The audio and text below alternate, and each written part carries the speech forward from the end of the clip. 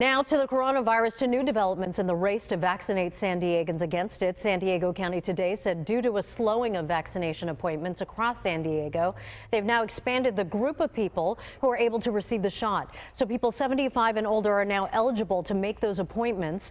The announcement comes amid reports of allergic reactions to a batch of vaccines at the super site at Petco Park. Fox 5's Jamie Chambers is live in the East Village with the investigation into those reactions. Jamie.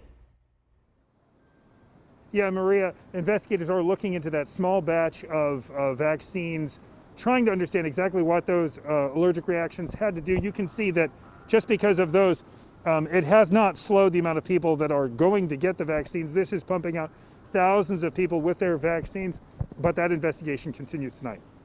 With the rollout of COVID-19 vaccinations speeding up, a half dozen allergic reactions at the Petco Park super site put a stop to a specific lot of Moderna vaccines. And we got a brief update from the state health department about this issue. So they haven't gotten rid of the lot. They're putting it in hold until this gets investigated. I have learned, or I did learn in that meeting, that this same lot has been used in other communities around California and around the country without any other reports of this kind of reaction, at least so far. So I'm not sure what was going on at Petco last week, but it looks like it may be an isolated event. Dr. Sawyer, an infectious disease specialist who's a part of an 11-person state safety panel, believes the specific Moderna batch should be safe. If this was truly a feature of this particular batch of vaccine, then we would be hearing reports like this from all over the place where it's being used. All the healthcare workers who received the vaccines have recovered,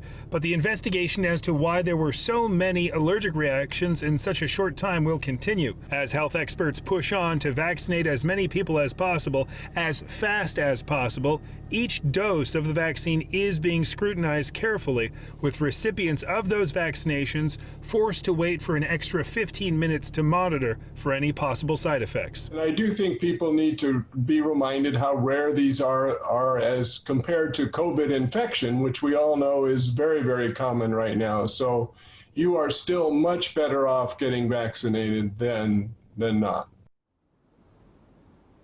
And the allergic reaction rate to vaccination is roughly 1 to 100,000.